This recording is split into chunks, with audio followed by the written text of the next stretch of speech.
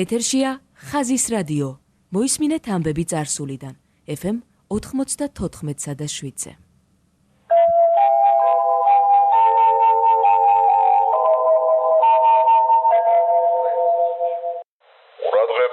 ურადღება. ლაპარაკობს თბილისი. დღეს 1984 წლის 2 აპრილია. გადმოიცემა უკანასკნელი ცნობები.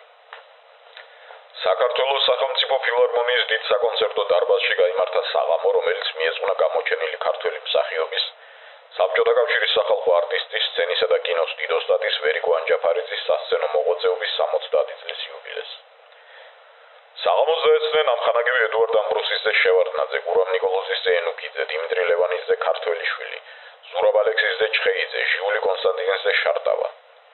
ვერიკო ანჯაფარიძეს გულითადად მიესალმდნენ საქართველოს კულტურის მინისტრი თეიმურაზ ბადურაშვილი, მეცნიერებათა აკადემიის აკადემიკოსები ვახტანგ ბერიძე და ვაჟა უგუჯავა, საქართველოს სახალხო მხატვარი ელგუჯა ამაშუკელი, საბჭოთა კავშირის სახალხო არტისტები რეზო ჩხეიძე, დიმიტრი ალექსიძე, რობერტ სტურუა, ნინო რამიშვილი, სესილია თაყაიშვილი და სხვები.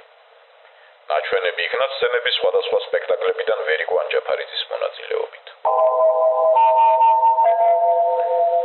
საქართველოს ჰიდროტექნიკისა და მელიორაციის სამეცნიერო კვლევითი ინსტიტუტის სპეციალისტები ეწევიან ეფექტურ მუშაობას აღმოსავლეთ საქართველოს დამლაშებული მიწების ძირეული გაუმჯობესებისთვის. კოლმეურნეობებსა და საბჭოთა მეურნეობებს ასათვისებლად გადაეცა 15,000 ჰექტარი მიწა. ჭაობისგან განთავისუფლებულ მიწებზეა შექმნილი წნორის მეცხოველეობის დიდი კომპლექსიც. თბილისელმა მეცნიერებმა შეასრულეს მეცნიერული ნაწარმოებები, რომლებიც ლაზერული ტექნიკის საშუალებით კოლხეთის დაბლობის მიწების დაშრობის საშუალებას იძლევა.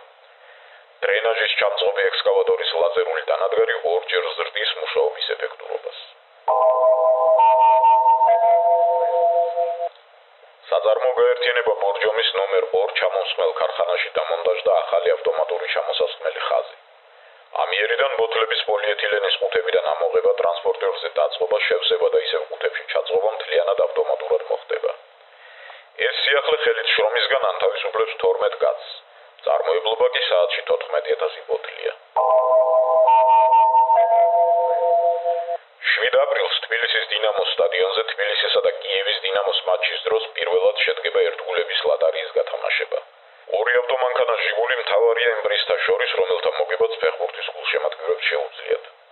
ასევე გათამაშდება 2 ეტლიანი მოტოციკლი დნეპრი, 3 ფერადი ტელევიზორი შილიალისი, 75 ველოსიპედი მინსკი და ამდენივე ფეხბურთის ბურთი თბილისის დინამოელთა ავტოგრაფებით. ტირაჟის ბორბლები დატრიალდება მაყურებელთა თვალწინ ტაიმებს შორის შესვენებაზე, ხოლო მოგება გაიცემა მატჩის დამთავრებისთანავე.